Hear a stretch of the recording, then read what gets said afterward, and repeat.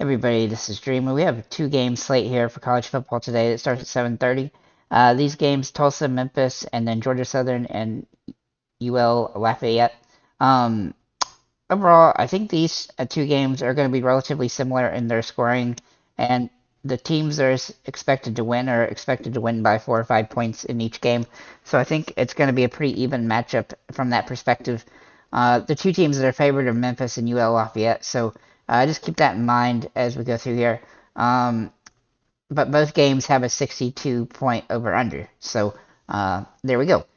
Before I get started, though, can you guys smash that like and subscribe button? It really helps the channel. I also wanted to show you the Twitter I just made at Dreams DFS Picks. So if you want to follow me there, feel free to do that. I posted all the videos there and stuff like that. Also, check out Discord in the description below as well. The YouTube link is also in the description. With that said, let's get into the players that we do like today. So, obviously, the way fantasy works on DraftKings for college football, you have a quarterback, 2 running backs, 3 wide receivers, a flex spot, and an S-flex. Today, there's really just 2 quarterbacks that look really good. And then from running back perspective, I got 4 guys, one from each team, actually. I know that's a little wonky, and I got a few wide receivers. But I'll just try to give you. I'm gonna try to give you information about the areas where there's not a whole lot of variance, just to give you a good idea who you should probably pick. So let's go ahead and get into the quarterbacks. So the 2 quarterbacks that we like today are Kyle Van Treese from Georgia Southern. Now he's thrown almost 3,000 yards on the season. He is #1 on the quarterback list here, and it's not close. In that perspective, he's also got 20 touchdowns. He's had some extremely massive games, having 500 and some yards in a couple games. And he's really not had any games over under 200 except for one game against Old Dominion. So he's been extremely good, throwing touchdowns, everything else. So I expect that to be true today. They also are favored to score 30 fantasy point or 30 real points. So he's going to get a couple touchdowns at the very least. And so he looks like a great spot here. And then Seth Hannigan, he's another guy here from Memphis. Now, Memphis is actually favored to win their game, and they're expected to score 34 points. He is similar in the fact that he has just had a mammoth season, having several 400-yard games in there mixed in, and a couple games under 200, but for the most part, he's also had touchdowns in literally every game this season. So that gives him some upside. Sorry about moving the screen there. So I like both those guys, and the way I typically use quarterbacks is I'll put one in a quarterback and one in the S-flex, because you can put anybody in S-flex.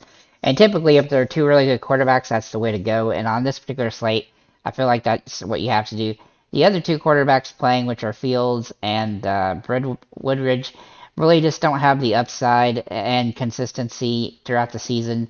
Even though Memphis quarterback, was it Memphis? Or sorry, even though U of L Lafayette's quarterback is favored to win, they run the ball more. So I don't love him in that matchup. With that said, let's go ahead and he's just not as good of a quarterback, quite frankly. So let's go ahead and get in the running backs. So for first of all, we're going to look at see here, Jalen Wright. Now he is the guy that has the most attempts on the slate with 142 attempts. He's also got the most yards with 743 yards, and he also has the most touchdowns with 11. And as you can see, he's gotten touchdowns in almost every game this season. He's had some games where he didn't get a ton of yards, and he has had a couple off games, but he has also gotten some reception yards through the air, and so that has a nice added bonus for him. He is really the only running back that has a significant amount of yards that way, which he has 200.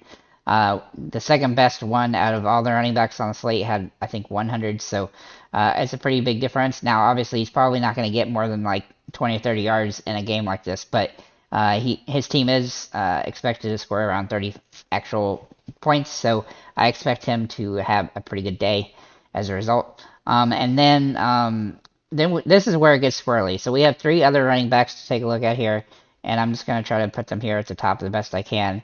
And that's Prince, Chris Smith, and Brandon Thomas here from Memphis.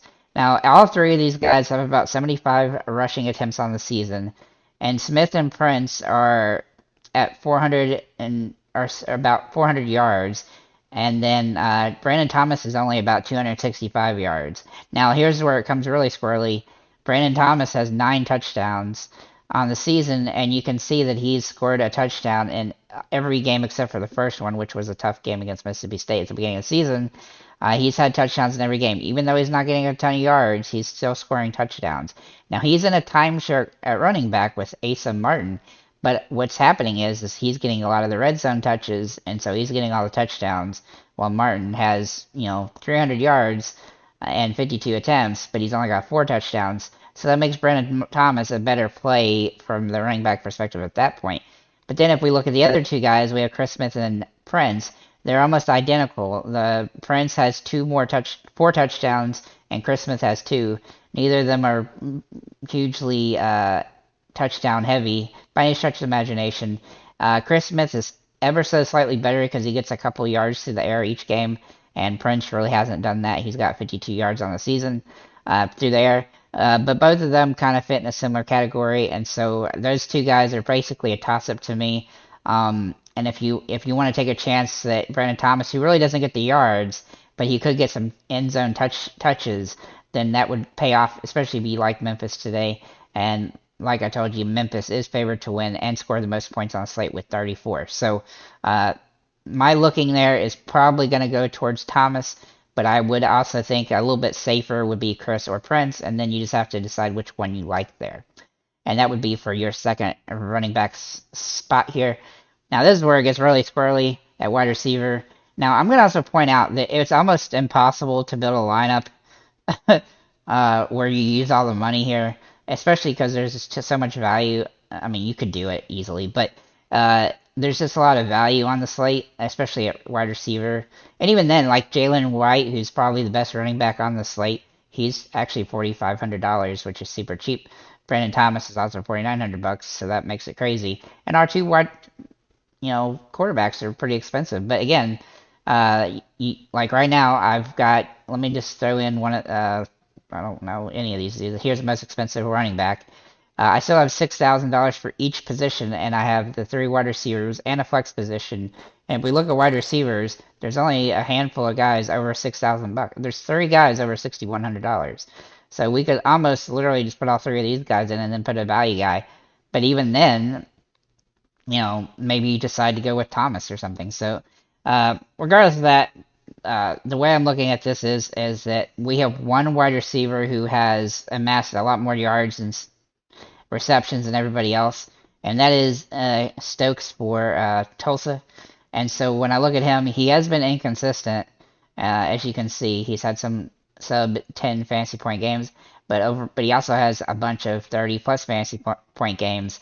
And so I don't see any reason not to utilize him because he's got the most yards. He's 300 yards better than every other wide receiver on the slate.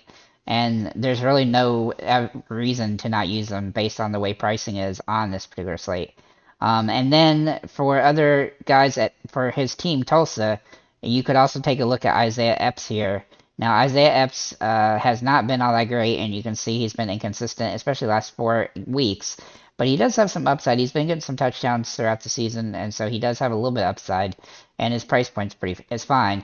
But he's not one of the top options on the slate for me. But still, he's still there. Then for U of L Lafayette here, we're going to look at Michael Jefferson. Now, he's pretty high up on the total receptions and yards with 36 receptions, 616 yards, and 5 touchdowns. He's a pretty good option today. He's been a little bit inconsistent as well. Pretty much everybody on the slate is kind of inconsistent because, but you got to look at what teams they are and stuff like that. But he's a guy that looks pretty interesting today for his team, and he's really the only guy from that team that's really that looks very good. Then we're going to look at Tulsa here before we get into not Tulsa, but Memphis. The 2 teams that have a quarterback that I really like here, which is Memphis and GSU. This is really where we're going to find a lot of our wide receiver options. And I'm going to start off with Jeremy Singleton. Now, he's $3,000, but he is third. He's the number 2 guy on the depth chart, and he's got 48 receptions for 508 yards. And so he's a pretty good option this week. He's been a little bit inconsistent, but again, he's had some big games, and so he's definitely a focal point, a guy that they throw the ball to a lot. And I do expect him to be involved in offense in this particular game. Then we'll look at Derwin Burgess here for for Georgia Southern as well. And he's another guy. He's had one bad game, but he gets a decent chunk of targets. He's the number one guy on the depth chart with 642 yards, 53 receptions, and 6 touchdowns. And so he's a really good option today. And then surprisingly enough, the number 3 guy on the depth chart, which is Hood, he actually has the most receptions with 60 on the team, and actually the most on the slate here. And it seems like he's getting the most targets. And he really hasn't he has only had one game under 10 fantasy points. So he's got a lot of upside here, and he's $5,700. So all 3 of those guys look really solid today. I'm probably leaning Hood and Burgess at this point. But you could, play those guys any direction you want. And then finally, we'll look at Memphis here. Now, Memphis has 3 guys that we like as well. First being Javon Ivory. He is the number 1 guy on the depth chart, and while he's been inconsistent on receptions, he has moved up the depth chart at this point. So I think he's a good option on the slate. A little bit risky. None of the Memphis wide receivers look as good as the ones from Georgia Southern, so do keep that in mind. They don't get as many touches because they have a lot of guys on the depth chart. Gabriel Rogers is the second number 2 guy, and as you can see, he's had a couple big games, but he's been inconsistent all season. That's the thing with them, is they just use a lot of guys. As you can see, they have a lot of guys with a bunch of touches. Now, the best guy, I think, if you want to use somebody from this team, and I think it's definitely worth taking a look at, is Caden Prescorn. Now, he has been pretty consistent. He's actually the tight end for them, so he looks like a really good spot here, and he's one of the guys I really like on this particular slate, and so he looks like a great option to me. But again, you could utilize the other guys from Georgia Southern if you wanted, or even another running back in the flex position as opposed to using him. So I think, but overall, my favorite plays are actually gonna be Prescon here, like this. So Hennigan, White, Stokes, Prescon, Burgess, and Bantrice, and then you can fill in these other positions. And quite frankly, you have $6,200 left for each one. You can fill in pretty much whoever you want because there's plenty of good options available. So with that said, thank you guys for liking, commenting, subscribing.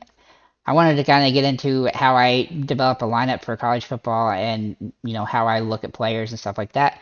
And that's what I feel like I did in this video. If you like this, then let me know in the comments below. Thank you guys again for liking, commenting, and subscribing, and have a nice day, guys.